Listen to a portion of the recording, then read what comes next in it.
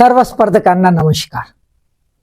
छोटासा टॉपिक आहे wholesale price इंडेक्सवर आणि थोडा बोरिंग पण आहे, इन्फॉर्मेटिव्ह आहे, पण महत्वाचा आहे का तर आपण अभ्यास करत नाही, वाचत नाही, कारण की इन्फॉर्मेटिव्ह असल्यामुळे कंटाळा येतो आणि मग प्रश्नाला होते डुच्चू.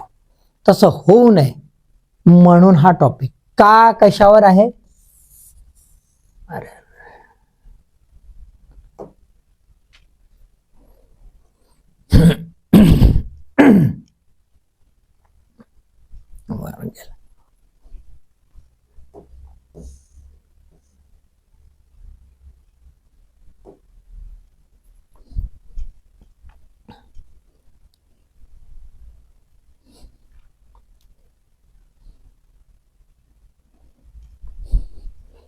सर्व स्पर्धकांना नमस्कार.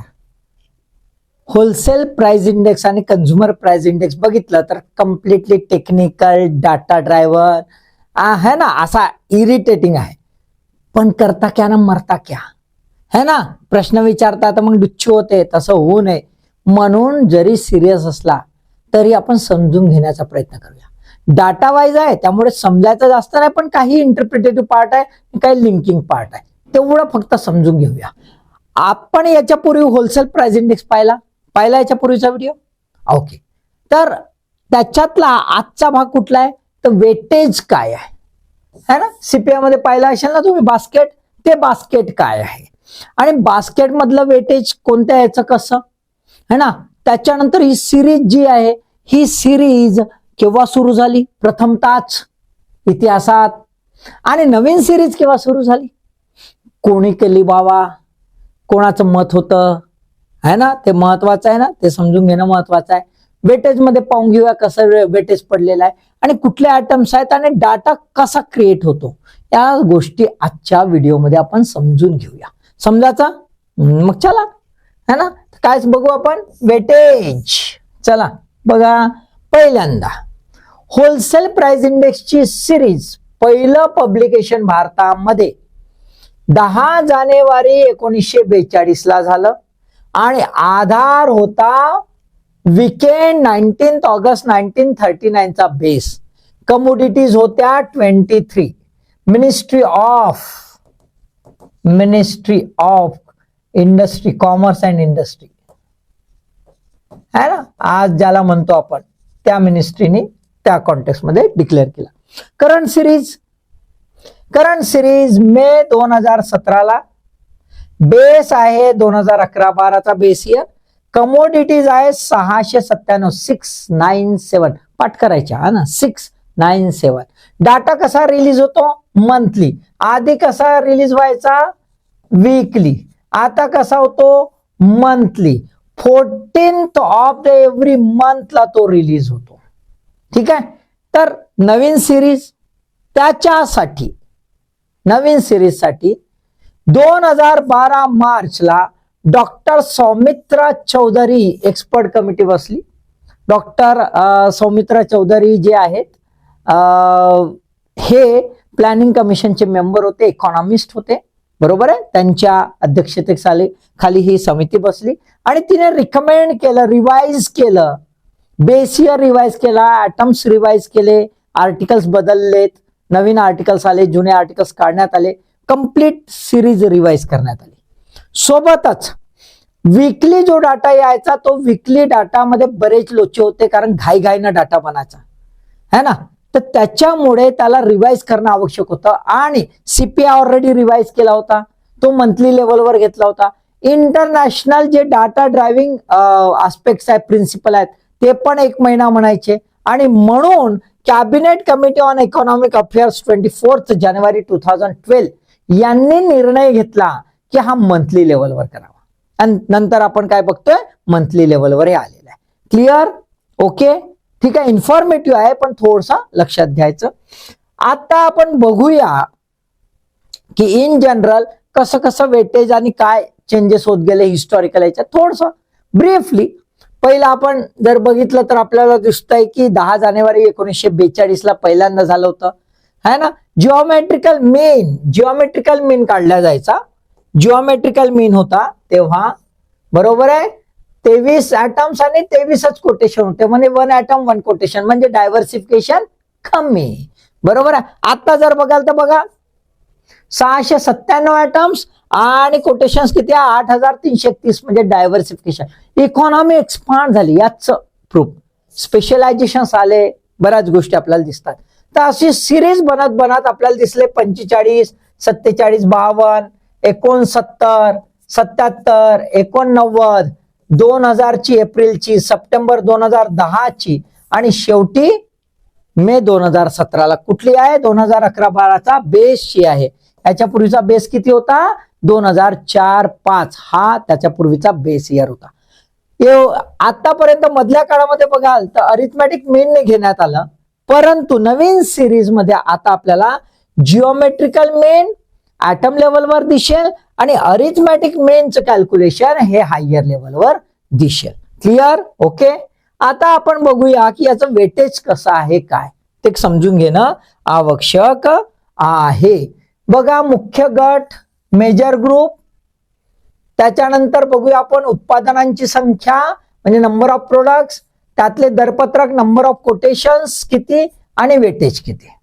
तर टोटल कमोडिटीज लक्षात घ्या, होलसेल प्राइस इंडेक्स हा केवळ वस्तूंच्या निगडीत आहे.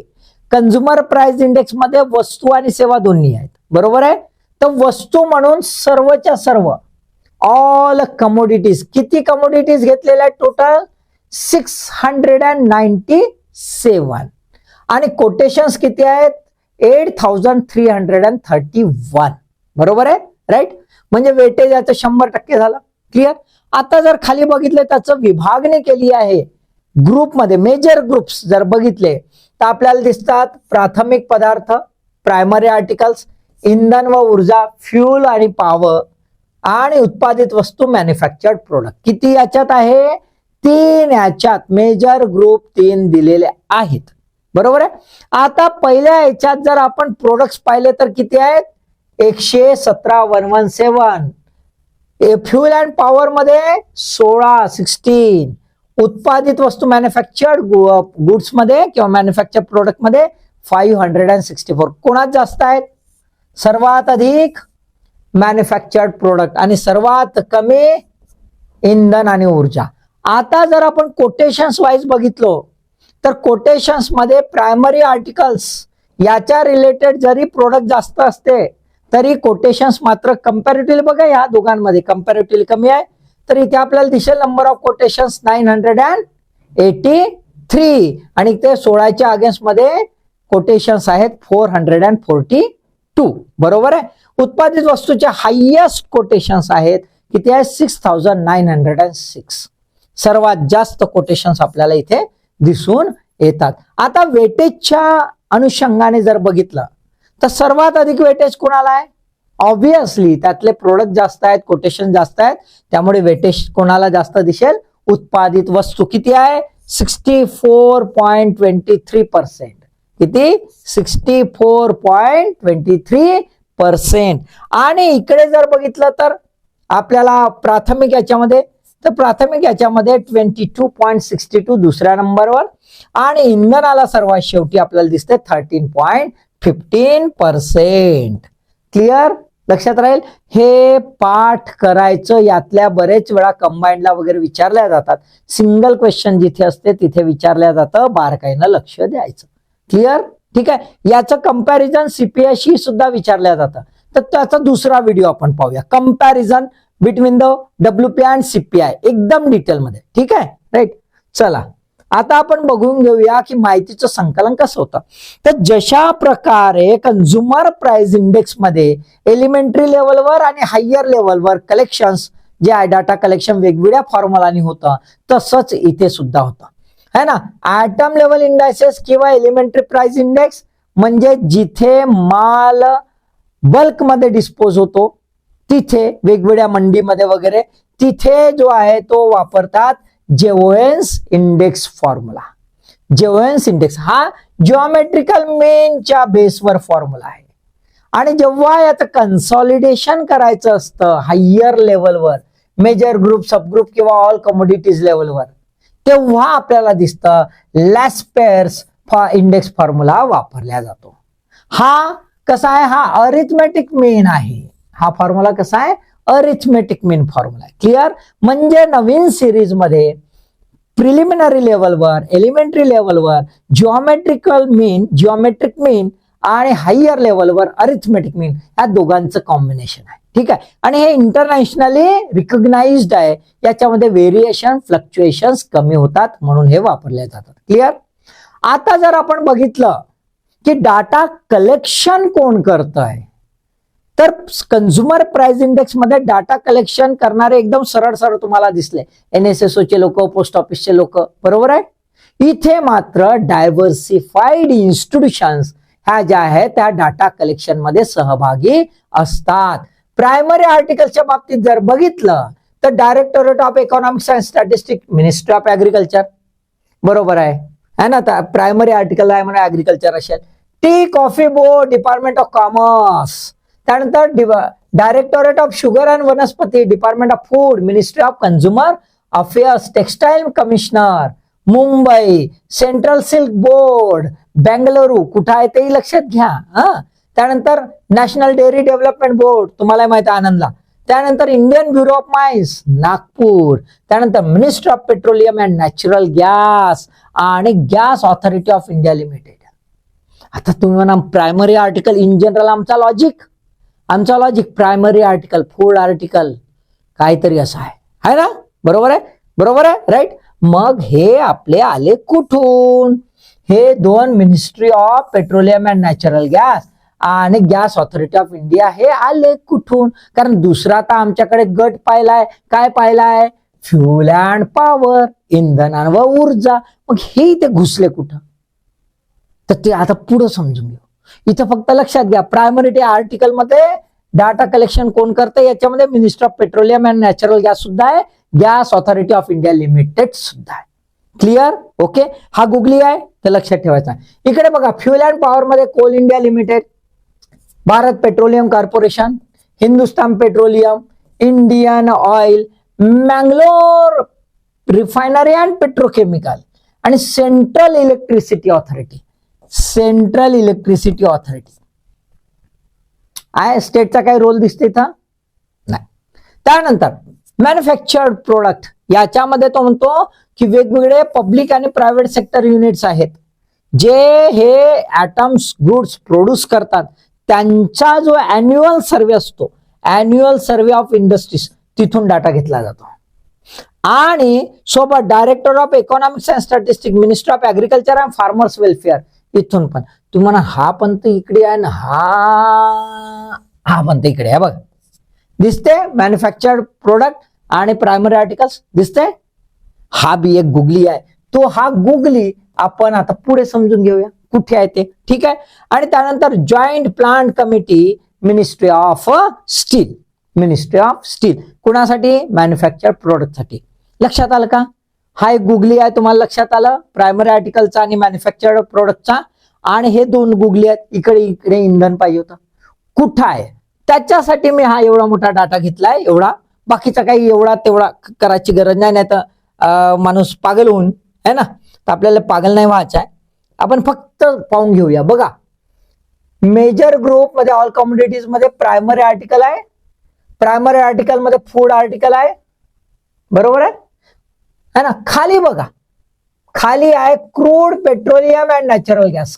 कुठला आहे? प्रायमरी आर्टिकल मध्ये crude petroleum and natural gas. आणि म्हणून ते दोन तुम्हाला दिसत असतील. कोणते? हे ministry of petroleum and natural gas आणि gas authority of India limited. लक्षात आलं? ठीक आहे.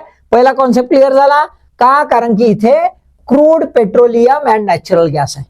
मग दुसरा ऍग्रिकल्चर, दुसरा कुठे? इथे आहे बाबा फूड आर्टिकल म्हणून ऍग्रिकल्चर आहे, मान्य आहे.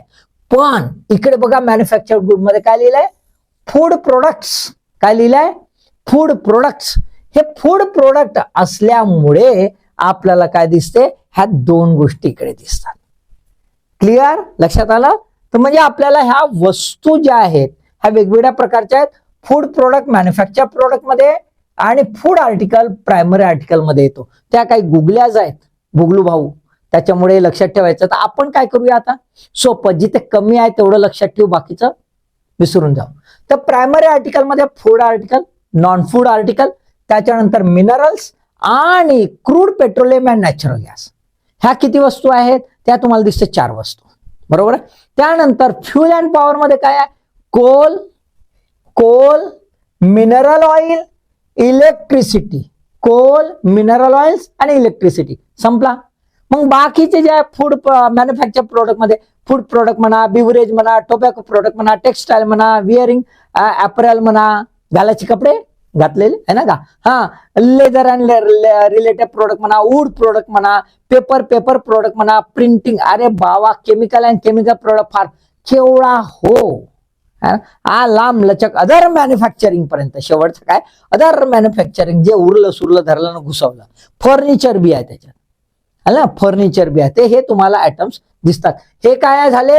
हे ग्रुप्स झालेत. मग याच्यात अजून आयटम असते.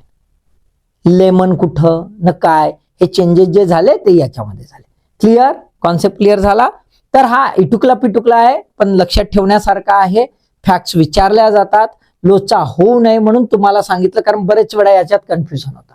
ठीक आहे? क्लिअर? ओके. सो लगे रहो भाई, जमे रहो भाई, और लाइक के साथ साथ पढ़ते रहो भाई. So all the best.